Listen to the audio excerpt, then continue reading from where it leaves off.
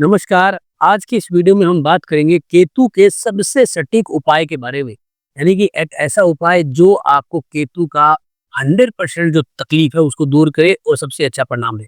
तो सबसे सटीक उपाय के लिए इसमें होता है सबसे सटीक फलादेश।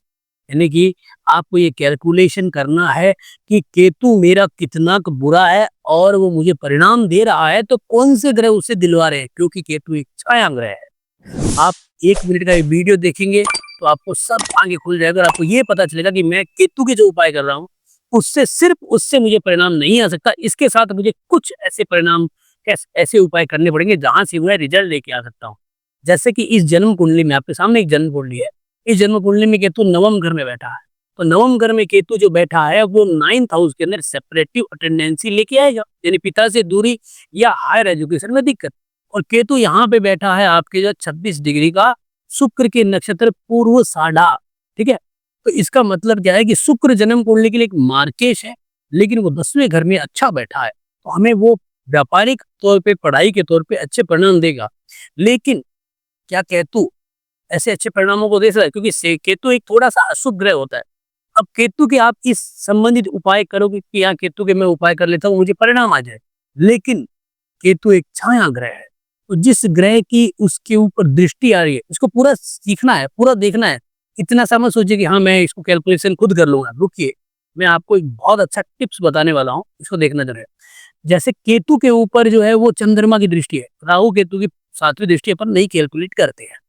चंद्रमा की जो दृष्टि है, तो चंद्रमा क्या है, इमोशन का कारक है। तो केतु की जब दशाएं आएगी, केतु जब बुरा परिणाम देगा, इमोशनली बहुत ज्यादा तनाव आएगा। तो उससे संबंधित हमें केतु के साथ चंद्रमा के उपाय करने पड़ेंगे। यानी केतु का जो दान करोगे उसमें आपको चंद्रमा का दूध मिलाना पड़ेगा, या फिर चंद्रमा के पानी या कुछ मिलाना पड़ेगा। यानी कि अगर आप किसी को केतु से संबंधित भोजन करवा रहे हो या कंबल बांट रहे हो, तो उसमें आपको पानी की बोतल या कुछ गर्म पानी का कुछ भी देना पड़ेगा, तब जाके वो रिजल्ट आएगा। अन्यथा आपका किया हुआ उपाय सिर्फ 30% ही रिजल्ट देगा। दूसरा, कि केतु छाया ग्रह है तो कोई और ग्रह देख रहा है क्या? जैसे कि यहाँ पे चंद्रमा के बाद मंगल की चौथी दृष्टि है, 1 2 3 4, वक्रीय मंगल तीव्रगति। यानी कि वक्रीय का मतलब होता है कि आपका ये चेष्टा बली है, बहुत तेज रिजल्ट देगा। यानी कि छठा घर, तो जब केतु आएगा तो आपका कंपिटिटिव माइंड खराब हो जाएगा, कर्ज लेने की इच्छाएं हो जाएगी। और ऐसा जब हो जाता है ना तो क्या उपाय करेंगे? मंगल का उपाय साथ में चलेगा। तो आपको पहले ये देखना है कि अगर केतु मुझे सिर्फ इमोशनली तनाव दे रहा है तो चंद्रमा साथ में उपाय करे केतु के। सिर्फ केतु के उपाय से काम नहीं चलेगा, और उसके बाद आपको ये सब भी करना पड़ेगा। अब आपको मैं एक छोटा सा टिप्स बता देता हूँ। देखिए यहाँ पे देखिएगा कि ये जो चंद्रमा है ना, नवमांश कुंडली में केतु के साथ है और नीच का होके, देखिए कितना बड़ा से। तो जैसे कि विवाह होता है, तो विवाह में अगर इस कुंडली को अगर देखते हैं सप्तम घर के कारण विवाह डिस्टर्ब है, लेकिन यहाँ पे देखेंगे तो चंद्रमा तीसरे घर में, इसका मतलब वैवाहिक जीवन में केतु ग्रहण दोष बना के अड़चने पैदा करेगा। तो अगर केतु का उपाय चंद्रमा के साथ करे तो वैवाहिक जीवन भी सफल होगा। और यही चीज नवमांश में जाएंगे तो 1 2 3 4 यही मंगल फिर से यहाँ पे केतु को देख रहा है। ये संयोग नहीं है, ये ज्योतिष का कैलकुलेशन है। अगर आप इस तरह से, अब आप देखिए लगन में भी यही तकलीफ है, नवमांश में यही तकलीफ है, काम धंधे में कैसी है, दशमांश जाके देखना जरूरी है। यहाँ से जैसे ही हम राइट क्लिक करेंगे तो यहाँ पे जाएंगे दशांश चार्ट, डी 10 चार्ट। ये केतु के साथ चंद्रमा यहाँ पे भी 12वें घर में बैठा है, इन्वेस्टमेंट नहीं करने देगा, व्यापार पे या नौकरी में बड़े पैसे को इकट्ठा नहीं करने देगा, बड़े इन्वेस्टमेंट नहीं करने देगा केतु। तो इसलिए केतु के साथ चंद्रमा पे जब तक उपाय नहीं करोगे, जब तक आप परिणाम नहीं प्राप्त कर सकते। सिर्फ केतु के किए उपाय, आप जो है आज के समय में एआई का प्लेटफॉर्म है, चैट जीपीटी पे जाके लिखोगे ना कि केतु के 5 उपाय बताइए, तो वो भी लिख देगा। तो फिर ज्योतिष सारे के पास आने की जरूरत क्या है?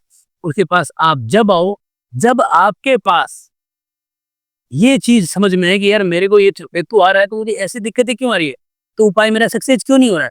इसीलिए होगा कि आपको यहाँ पे चंद्रमा के और इनकी उपाय करने पड़ेंगे। यहाँ पे आके देखोगे 1 2 3 4 5 6 7 और 8, यहाँ पे भी मंगल उसका पीछा नहीं छोड़ रहा। कितना जबरदस्त है कैलकुलेशन। आप देखिए ये जो छाया ग्रह है केतु, इसके ऊपर चंद्रमा और मंगल ने बराबर दृष्टि डाल रखी है लग्न, नवमास और दशमास पे। ना तो ये वैवाहिक जीवन को सफल होने देगा, न ही आपके जो है वो आपके कर्म कुंडली को सफल होने देगा।